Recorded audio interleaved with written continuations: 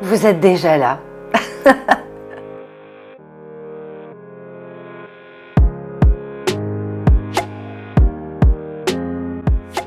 Bonjour les queens et les kings, c'est la rentrée. Bon, ça y est, vous avez les pieds dans votre routine, pas trop compliqué. Il y en a qui préparent leur rentrée, ils sont sur les starting blocks. Ce sont les radios. Elles feront leur rentrée lundi, comme les chaînes de télé d'ailleurs. La radio est malmenée ces dernières années, il faut dire que l'auditeur a le choix. Il a le droit de ne plus être passif, d'écouter des replays et des podcasts. Mais heureusement, il reste des auditeurs inconditionnels et fidèles. C'est le cas des auditeurs de la matinale de RFM. Et si je vous dis ça, c'est parce que le matinalier de cette radio est avec nous, Albert Spano. Bonjour. Bonjour Isabelle. Allez, on va droit au but. Le premier micro, c'était où ?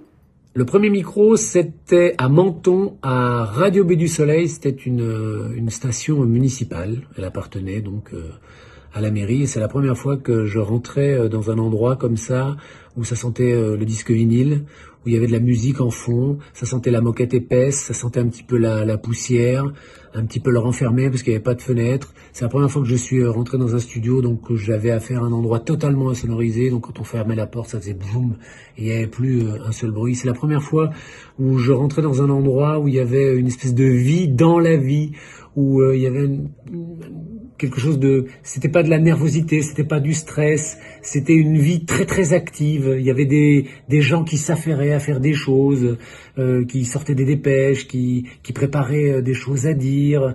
Il y avait des techniciens qui branchaient, qui débranchaient, il y avait des bobines qui tournaient. C'est la première fois où j'ai eu affaire à un micro. C'est la première fois où je rentrais dans la radio, dans une radio, et je m'en souviens très très bien parce que ça m'a marqué. Et je me souviens également de la première chanson que j'ai diffusée, ça vous intéressera peut-être. C'était la première chanson, c'était Michel Sardou, chanteur de jazz, et la deuxième c'était Jean-Jacques Goldman, Je te donne. Et la troisième c'était Finzi Continue, I wanna dance with your cha-cha-cha. Et je m'en souviens très très bien. Les outils radiophoniques changent sans cesse, les logiciels avec. Est-ce qu'il n'est pas difficile de s'adapter ? Les outils radiophoniques ont évolué, ça c'est vrai, mais moi, c'est pas les outils radiophoniques qui me font me remettre en question. Moi, c'est simplement mon métier d'animateur qui me fait me remettre en question, parce que pour durer aujourd'hui, il faut être imaginatif dans son animation. Il faut arriver à se renouveler dans ses interventions. Et donc, c'est pas tant les outils, moi, qui m'ont toujours fait un petit peu peur, c'est plus dans le verbe, c'est plus arriver à trouver des mots, des formules, parce qu'une fois qu'on a animé, quand on a un sujet, on fait son sujet, voilà, on va parler de telle ou telle chose, super, mais moi c'est plus dans la façon de sortir d'une intervention ou d'entrer dans une intervention que j'essaie toujours de me creuser un petit peu les méninges pour arriver à trouver des formules, mais qui soient pas que des formules bam comme ça qu'on balance, qui puissent aussi aller dans l'animation, dans le phrasé, dans le parler. Moi, c'est plus là quelle est ma remise en question, parce que la technique, moi, ça m'a toujours fait peur. Et je me souviens très très bien qu'à mes débuts, quand j'ai commencé, en plus du travail d'animateur, on avait deux possibilités si on voulait gagner un petit peu plus de sous. On pouvait être soit disque jockey, soit voix off, c'est-à-dire faire de la publicité, enregistrer de la publicité. Moi, j'ai essayé disque jockey, j'ai détesté ça, parce que mixer au tempo, parce que les boutons, parce que les potentiomètres, les vuemètres, les timings, tout ça m'a toujours profondément déplu. En revanche, le métier de voix off m'a toujours profondément intéressé, donc je suis plus allé vers là. Et ma remise en question à moi, elle n'est pas du tout du côté technique, même si c'est vrai, la radio a beaucoup évolué. Moi, ma remise en question, elle est quasiment quotidienne et elle est plus dans l'animation. Animateur, voix off, deux mondes parallèles mais complémentaires. Vous avez raison de le dire, c'est deux mondes parallèles, mais je pense que c'est deux mondes parallèles qui, à un moment, se croisent.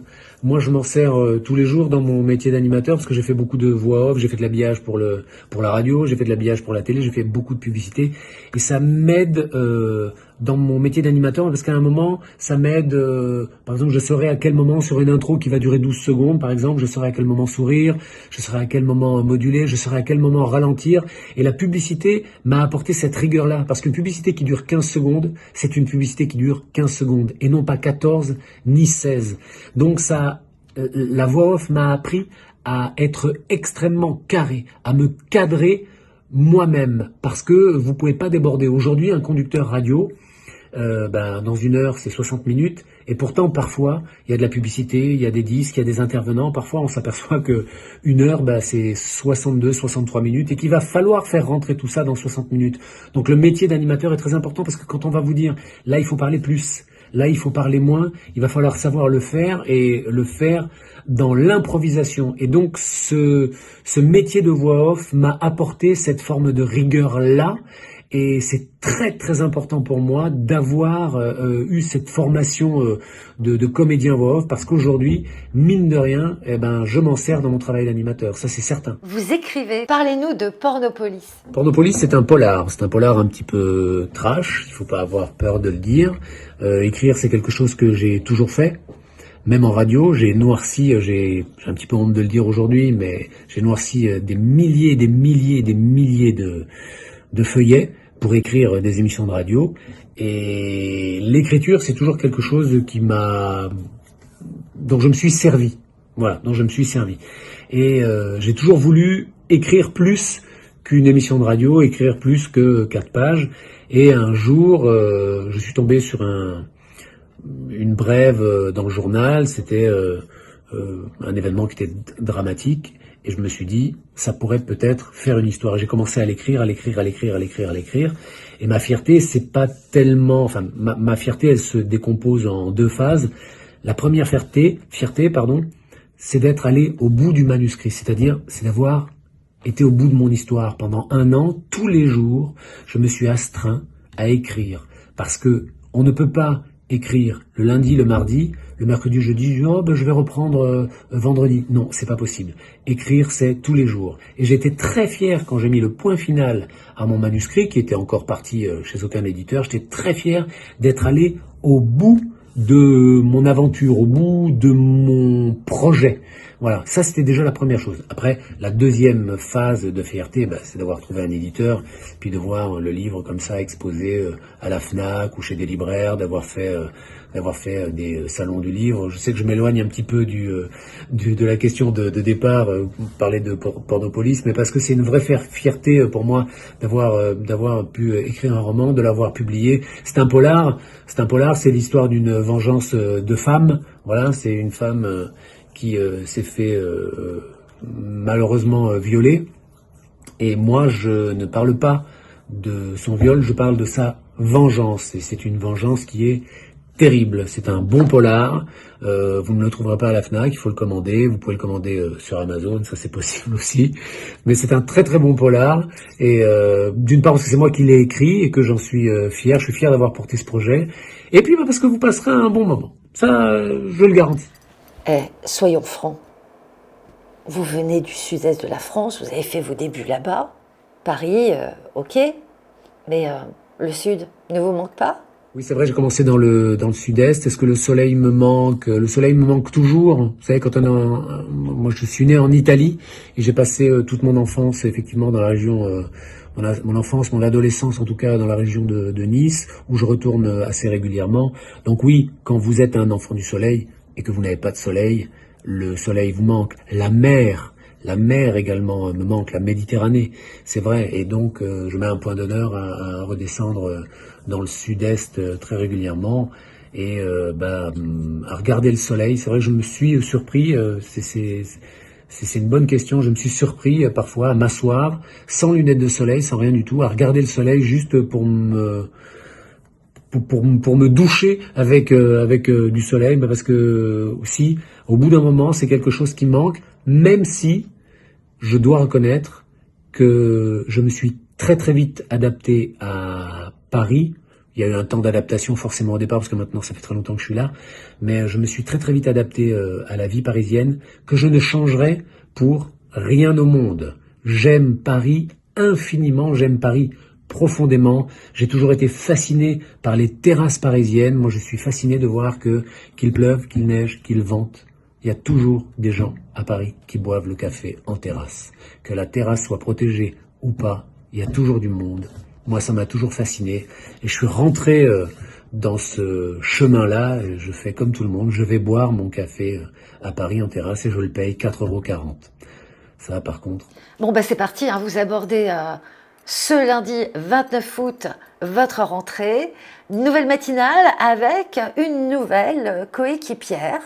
Caroline Iturbide prend la place d'Élodie Gossuin. Une nouvelle vie de couple radiophonique, un nouveau binôme.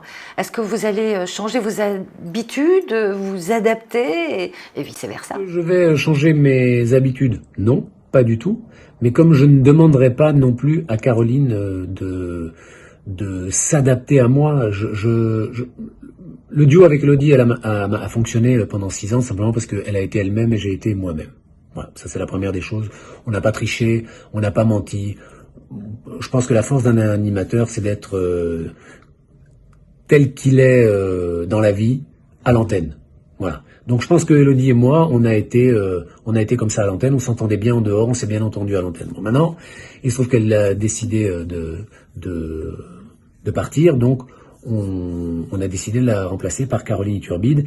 Je vais pas changer moi mes habitudes, comme je pense que Caroline ne va pas prendre la place d'Élodie, mais Caroline va investir une place qui lui est attribuée avec sa personnalité, avec sa présence. C'est ce qu'elle va faire. Moi, je ne changerai pas. Vous savez, il y a une époque où j'ai été approché par d'autres radios. Il faut toujours honorer ses rendez-vous, donc je suis allé et on me dit, voilà, on a pensé à toi pour ça, ça et ça, ok, pas de problème. Mais sauf que ça, il faudrait que tu le fasses comme ça il faudrait que tu le fasses comme ça tu le fais ici, mais là, chez nous, tu pourras pas le faire. J'ai dit non.